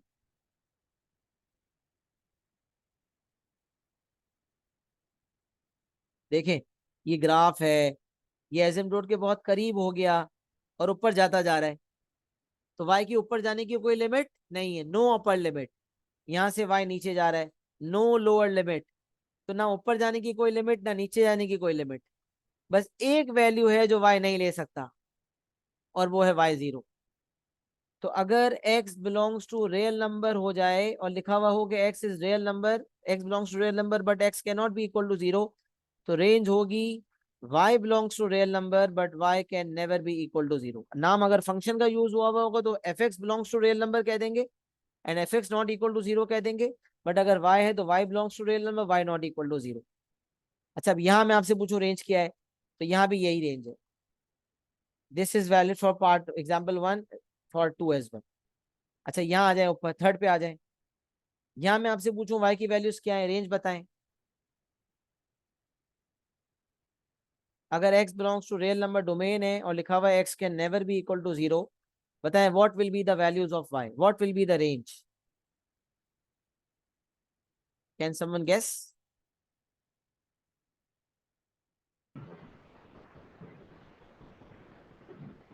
Yes, Safa. Y is an element, is a real number, but it's not equal to zero. No, वो तो ऊपर था, क्योंकि over there y could be positive as well as y could be negative. There was no lower limit, there was no upper limit, but over here there is a lower limit. Y is always greater than zero. Yes, very good. Y is always greater than zero. Very good Asad, very good Hamza, जबरदस्त, यही जवाब चाहिए था। अगर x belongs to real number होगा and x not equal to zero होगा, तो आप देख सकते हैं यहाँ पर y हमेशा क्या है, पॉजिटिव, नेगेटिव हो ही नहीं सकता। कर्व का कोई हिस्सा नेगेटिव में है ही नहीं, y की वैल्यू है ही पॉजिटिव। तो आंसर हो जाएगा y is greater than zero. F x होगा तो f x is greater than zero, ये आपकी रेंज हो जाएगी। अच्छा, मैं यहाँ पूछूं, फोर्थ वाले में पूछता हूँ, x belongs to real number, x not equal to zero, बताएं y क्या होगा, what will be the range? Very good, y less than zero, क्योंकि यहाँ y की वैल्यूज नेगेटिव वाली हैं खाली। y less than zero, perfect perfect, अब सबको समझ आ गया। तो पहले दो में ऊपर भी ग्राफ है नीचे भी ग्राफ है, y पॉजिटिव की कोई लिमिट नहीं, नेगेटिव की कोई लिमिट नहीं, बस जीरो नहीं हो सकता। तो y belongs to real number, range is f x belongs to real number. यहाँ भी बिलोंग्स टू रियल नंबर, यहाँ ग्रेटर देन जीरो, यहाँ लेस देन जीरो। तो अब ये पॉसिबिलिटीज मैंने आपको ऊपर से दिखा दी। तो लेकिन यहाँ पर क्या होता है, मोस्टली जितने भी तकरीबन सवाल, most of the question, domain is restricted in such a way that either the graph towards right could be made or towards the left could be made। कोई एक हिस्सा बनता है, दोनों नहीं बनते। तो जो हिस्सा स्केच होता है ना, उसकी बेसिस पर हम रेंज देते हैं। तो अब मैंने आपको स्टेप्स भी बताए, कॉन्सेप्ट भी बताए, रेसिप्रोकल की स्केचिंग के इतनी बुनियादी भी बनाई है। अब मैं इस सवाल पे आ रहा हूं, मुझे बताएं क्या इस इक्वेशन को देखकर आप मुझे एसिम्प्टोट्स की इक्वेशन बता सकते हैं? ये जनरल फॉर्म थी, x equals to a was the equation of vertical asymptote and y equals to b was the equation of horizontal asymptote। अब मैं आपसे कहूं fx is equals to 1 upon x minus 2, this is my equation। Can someone tell me the equation of the vertical and horizontal asymptotes? एक vertical asymptote का equation बताएं और एक मुझे हॉरिजॉन्टल एसिम्प्टोट का इक्वेशन बताएं। शाबाश, जल्दी से चैट पे टाइप करें, what will be the equations of vertical and horizontal asymptotes?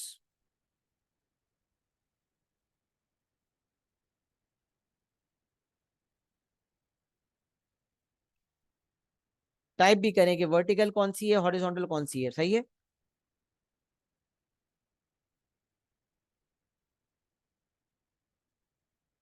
Very good Hasan, जबरदस्त।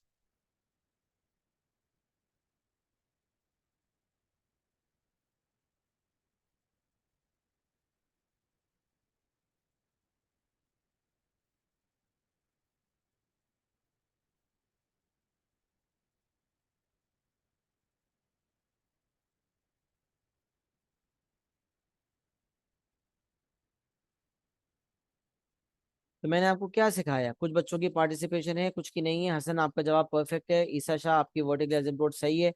वर्टिकल एसिम्प्टोट के लिए हमें यह देखना होता है कि एक्स की कौन सी वैल्यू डिनोमिनेटर को जीरो कर देगी।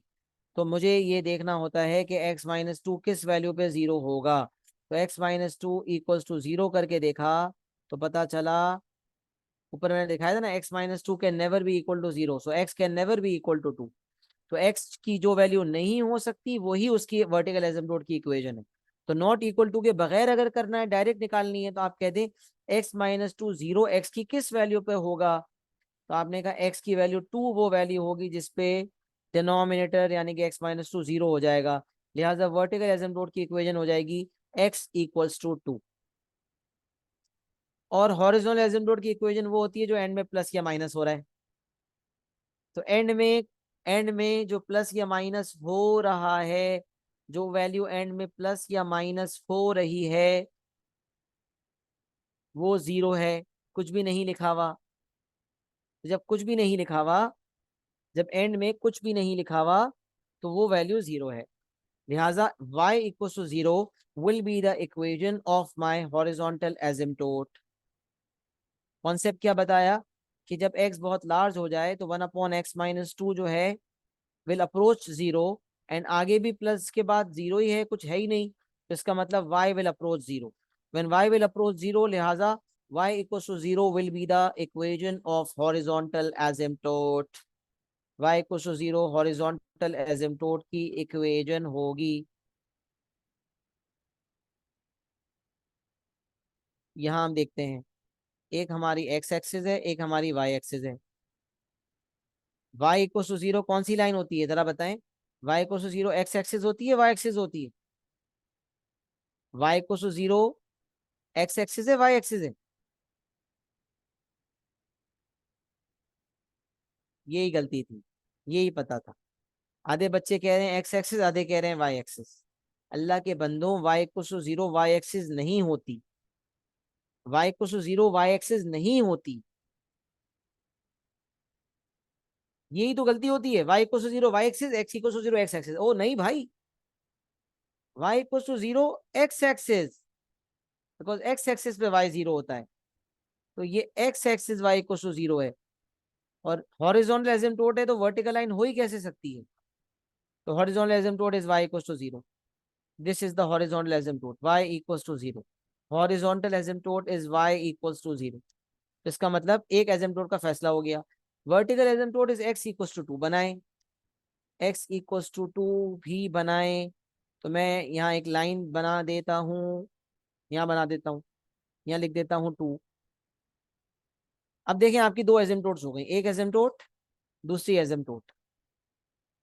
कितने क्वाड्रेंट्स हो गए, quadrant number 1, quadrant number 2, quadrant number 3, quadrant number 4। ये 4 क्वाड्रेंट्स हो गए। और मैंने कहा था वर्टिकल एसिम्प्टोट के राइट पर एक ग्राफ बनता है, तो फर्स्ट में या फोर्थ में से एक जगह बनता है, और वर्टिकल के लेफ्ट पर बनता है तो 2 या 3 में से किसी एक जगह बनता है। लेकिन डोमेन कहता है x ग्रेटर देन 2। डोमेन ने कहा x greater than 2, x greater than 2, इसका मतलब right of the vertical asymptote का कहा जा रहा है, बस दैट्स इट। तो x ग्रेटर देन 2 का मतलब है right hand side of vertical asymptote. एक सिंगल ग्राफ बनेगा बस राइट हैंड साइड पर। अब आप बताएं, राइट हैंड साइड पर ये 4 क्वाड्रेंट्स थे, राइट हैंड साइड पर 2 क्वाड्रेंट्स होते हैं, फर्स्ट एंड फोर्थ। यहाँ पर जो कर्व है वो कौन से क्वाड्रेंट में बनेगा, फर्स्ट में बनेगा या फोर्थ में बनेगा।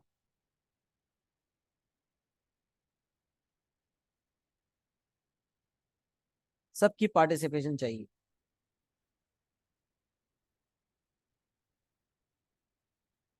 वेरी गुड, जबरदस्त, पहले क्वाड्रेंट में बनेगा। जब पहले क्वाड्रेंट में बनेगा तो शेप तो हम सबको पता है ना, पहले क्वाड्रेंट का शेप ऐसा होता है। पहले क्वाड्रेंट का शेप ऐसा बनता है, ऐसे शेप बनता है, रेसिप्रोकल का ऐसा शेप बनता है। ये तो हमें पहले से पता था कि पहले क्वाड्रेंट में शेप ऐसा बनता है, शेप बनाना तो हम पहले ही सीख गए। सेकंड में ऐसा बनेगा, थर्ड में ऐसा बनेगा, फोर्थ में ऐसा बनेगा। ये चीज तो हम पहले से बुनियादें मैंने आपकी बना दी। ये 4 शेप्स बनेंगे, तो पहले क्वाड्रेंट में ऐसा शेप बन गया। अब इस शेप को देखते हुए रेंज बताएं, इस शेप को देखते हुए रेंज बताएं। और एफ एक्स का नाम आएगा रेंज में क्योंकि एफ एक्स इन्वॉल्व है, सही है। रेंज बताएं क्या होगी।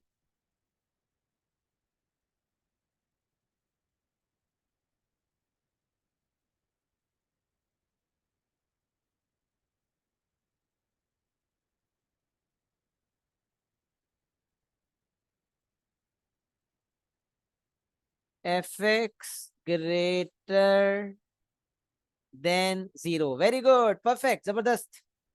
Very good, very good, very good. Isa, Safa, Hasan, पहले तीन बच्चे जिन्होंने जवाब दिया, very good. F x is greater than zero, यही मेरा फाइनल आंसर बनेगा। सर स्केचिंग तो हमने ऐसे ही कर ली, आपने तो इतनी सारे स्टेप्स बता दिए, स्टेप 1, स्टेप 2, स्टेप 3, स्टेप 4, क्या चक्कर है ये। इतने सारे स्टेप्स आपने बता दिए, 1 2 3 4। हमने तो किसी भी स्टेप की जरूरत नहीं पड़ी, हमने तो खाली वर्टिकल और हॉरिजॉन्टल एसिम्प्टोट की इक्वेशन निकाली। और जब बनाया तो हमारे दिमाग ने खुद खुद बता दिया कि भाई वर्टिकल के राइट पर होगा तो एक हिस्सा बनेगा। हम समझ गए पहले में बनेगा, हमने जैसे स्केच बनाया रेंज हमारे जहन में आ गई, हमने रेंज लिख दी। इतना ही सिंपल है रेंज निकालना। सर ये इतनी गाइडेंस किस बात की।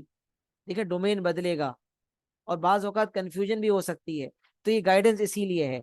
अब इस गाइडेंस को भी फॉलो करते हुए देखते हैं कि ये मामला है या नहीं। तो एक दफा गाइडेंस को फॉलो करते हैं। इस एक एग्जाम्पल को बहुत अच्छी तरह करते हैं। फिर जो है ना आपसे मैं कहूंगा कि आप एग्जाम्पल 2, एग्जाम्पल 3, हाँ एग्जाम्पल 2, एग्जाम्पल 3 नेक्स्ट क्लास में अटेम्प्ट करके लाइएगा। फिर उसको हम डिस्कस करेंगे इंशाल्लाह। सही है, तो ये आपका होमवर्क हो जाएगा, एग्जाम्पल 2, एग्जाम्पल 3 इतना समझाने के बाद। फिर आप अपना फीडबैक शेयर करेंगे कि आप कर पा रहे हैं या नहीं कर पा रहे। एग्जाम्पल नंबर 1 थोरो कर लेते हैं, स्टेप्स भी अप्लाई कर लेते हैं। पहला step, to sketch the graph first substitute the end points of domain. अब एंड पॉइंट ऑफ डोमेन है 2, तो मैं 2 डाल के देखता हूं। जब मैंने ये भी बता दिया कि इन स्टेप्स को फॉलो किए बगैर जो अब तक मैंने इतना सिखाया था उसकी बेसिस पर भी काम हो गया, रेंज आ गई, आंसर आ चुका है। अब ये मैं एक्स्ट्रा करवा रहा हूं कि अगर कंफ्यूजन हो तो क्या करना है।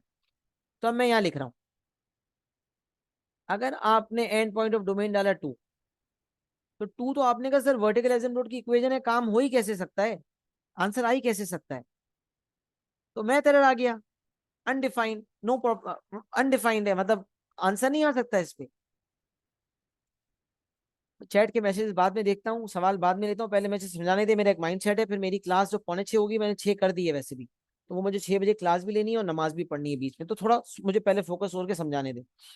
तो पहला स्टेप क्या, to sketch the graph first substitute the end points of domain. तो मैंने डोमेन का एंड पॉइंट डाला 2, मैथ एरर आ गया, इससे कुछ हासिल नहीं हुआ, कुछ हासिल नहीं हुआ, सही है।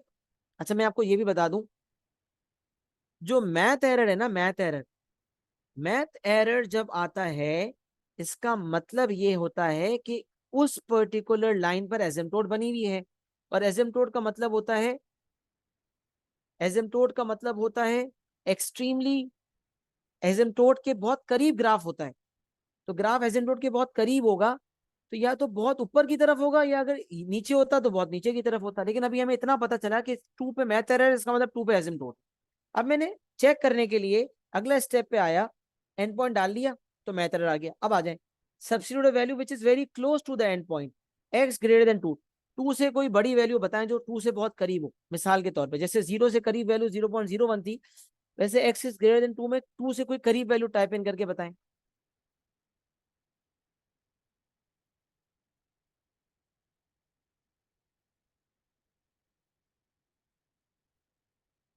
वेरी गुड, 2.1 भी एक आंसर आया था, वो भी सही है, लेकिन 2.01 और बेहतर है। तो हमने 2.01 डाल के देखना है। डालें 2.01, बताएं क्या आंसर आ रहा है। तो 2.01 डाल के देखें, 2.01, 2.01, क्या आंसर आ रहा है। 1/2.01 -2, क्या आंसर आ रहा है। वेरी गुड, 100, जबरदस्त असद, वेरी फास्ट। 100 आंसर आ रहा है, जबरदस्त। 2.01 डालने पर 100 आंसर आ रहा है।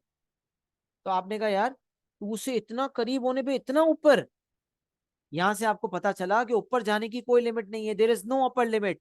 कैसे, आपने कहा 2.01 डालने पे 100 है, अगर मैं 2.001 डालता हूं तो क्या आंसर आएगा, 1000।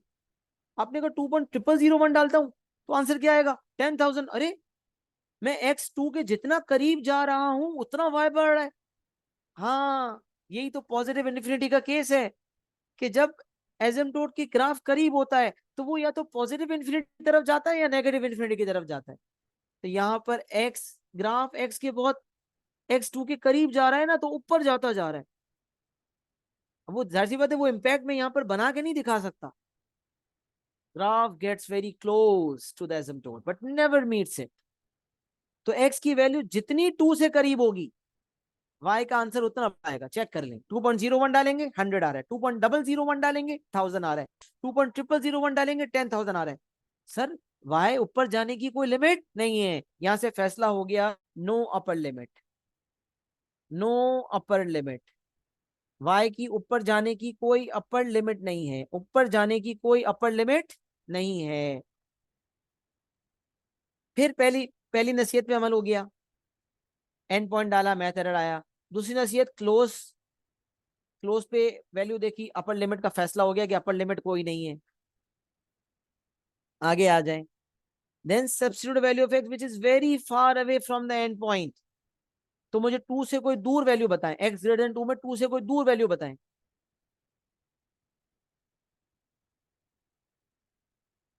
वाह, क्या बात है।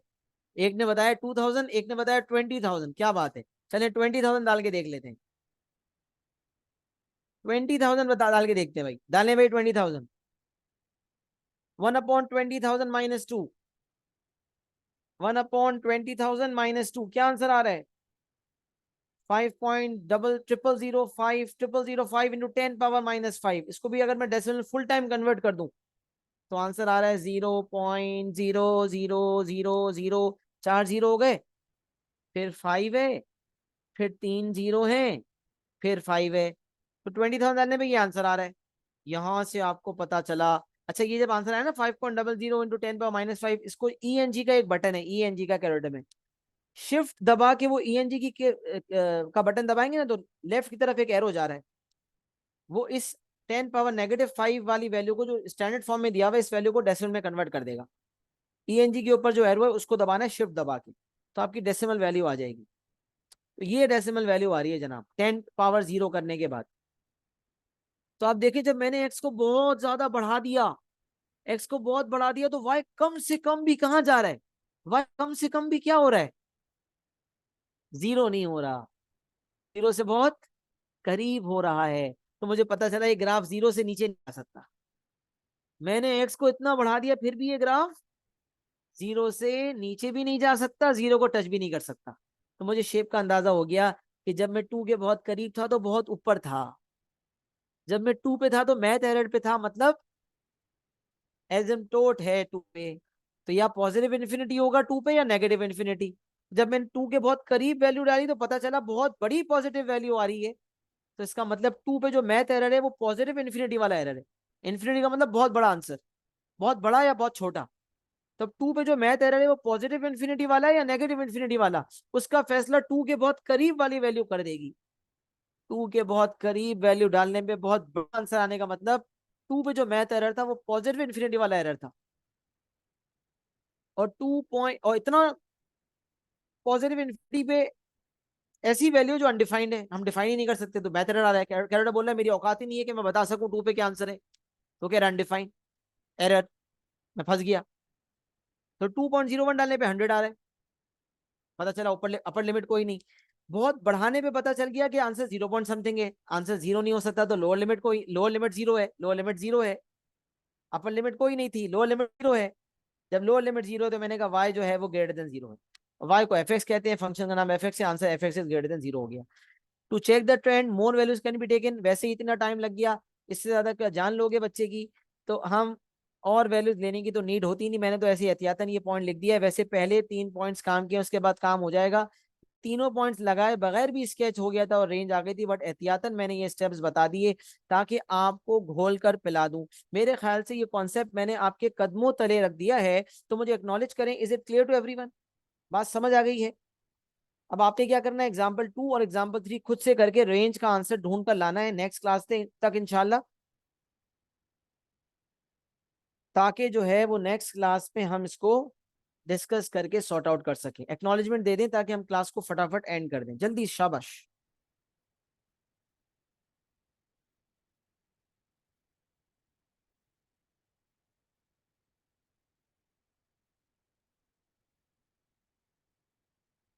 Sir y is f x greater than 0 and y not f x greater than 2। F x greater than 2 क्यों नहीं है? देखें वो तो एक्स ग्रेटर देन 2 है ना, डोमेन तो 2 तो वाई की वैल्यू नहीं है ना, एक्स की वैल्यू है। तो एक्स ग्रेटर देन 2 है ना, domain is x greater than 2। तो जब एक्स 2 से बड़ा है तो वाई 0 से बड़ा है, क्योंकि एक्स जो कर्व है वो एक्स 2 से पीछे नहीं जा सकता, तो डोमेन 2 के बाद है। लेकिन जो कर्व है वो वाई 0 से नीचे नहीं जा सकता ना, वाई 0 को टच कर सकता है। तो वाई के लिहाज से 0 से ऊपर मामला है, एक्स के लिहाज से 2 के ऊपर मामला है। डोमेन लिहाज से एक्स ग्रेटर देन 2, रेंज के लिहाज से वाई ग्रेटर देन 0।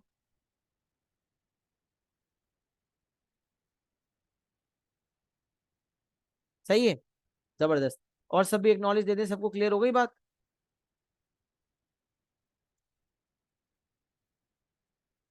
चलिए अल्हम्दुलिल्लाह सबको क्लियर है, और मेरे ख्याल से एक्नॉलेजमेंट भी दे दी सबने। तो इंशाल्लाह इन कॉन्सेप्ट्स को रिविजिट करें। रिकॉर्डिंग, जब रिकॉर्डिंग में मैं अपलोड ना कर सकूं ना, सेक्शन में ना लेकर आऊं, तो वो लाइव क्लासेस के सेक्शन के अंडर आ रही होती है एलएमएस पर, सही है। तो वो 1-1.5 घंटा लग जाता है प्रोसेसिंग होते होते। तो आप उसके बाद देखना चाहें देख सकते हैं, सुकून से देख सकते हैं, रात को भी और कल भी, सही है।